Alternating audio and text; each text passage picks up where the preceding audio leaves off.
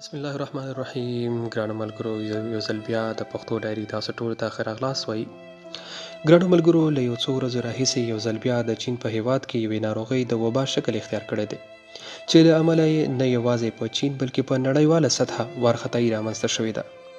تېره ورځ د چین روغتیايي کمیسیون هم په دغه ناروغۍ د 240 کسانو د اخته کېدو خبر ورکړی دی،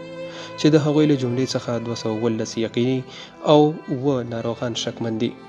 له 217 ناروغانو له جملې څخه 3 کسان د دغې ناروغۍ له کبله مړه شوي او 25 نور یې د درملنې څخه وروسته له روغتونونو څخه خارج کړای شوي دي.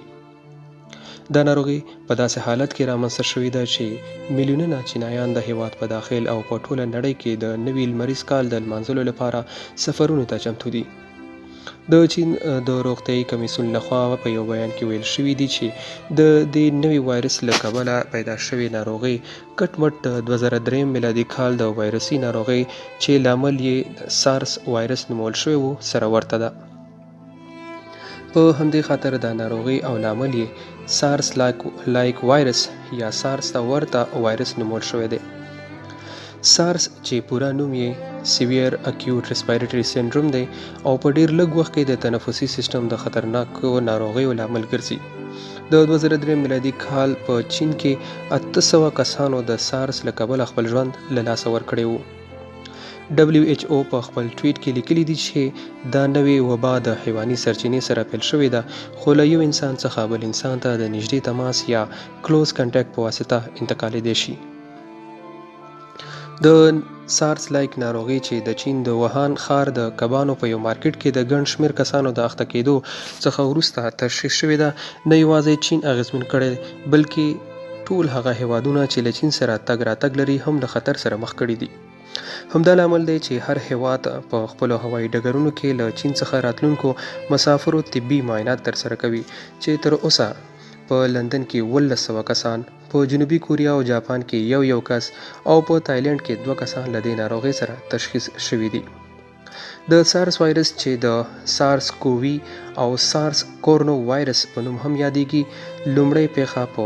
3 اپریل 2003 میلادي کال په ټوله نړۍ او په ځانګړې توګه په آسیایي هیوادونو کې رامنځته شوې و، چې یې په ډیر لږ وخت کې په زرګونو خلک متاثره کړي وو.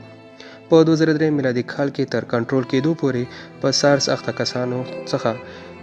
9% خلک مړه شوي وو، چې اکثریت هغه خلک وو چې عمر یې له 50 کلونو څخه لوړ وو. د کورونو وایرس دغه کورنۍ 6 ډولونه لري، چې 4 یې زکام ته ورته اعراض پیدا کوي، خو 2 نور یې سارس او مرس چې نسبتا نورو 4 ډولونه ته خطرناک او ژوند ګواښونکي دي. د سارس او سارس لایک وایرس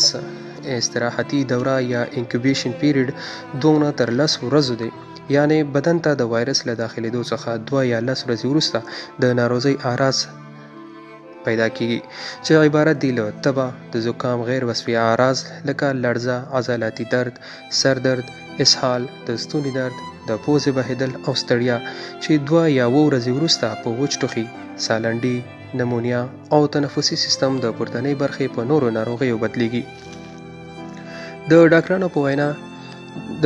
د وینا په اساس که چیرته د سینې ایکس ری وویستل شي او نمونیا تشخیص شي یا نشي، په دواړو حالاتو کې د سارس د ناروغۍ شک کول پکار دي، ځکه چې د سارس د اعراضو په زیاتېدو سره یو د 3 حالاتو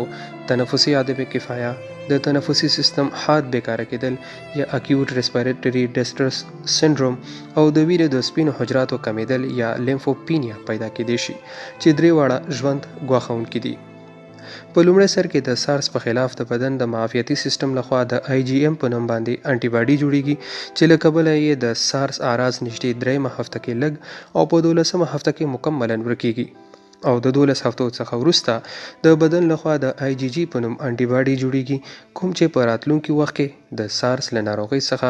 مخنیوی کوي. نو ګرانو ملګرو، دا و د نن ورځې ویډیو. امید دی چې خوښه شوې مو وي، نو د ویډیو لایک کول مه هېروئ. تر بیا دمو په پاک الله سپارم، د الله په امان.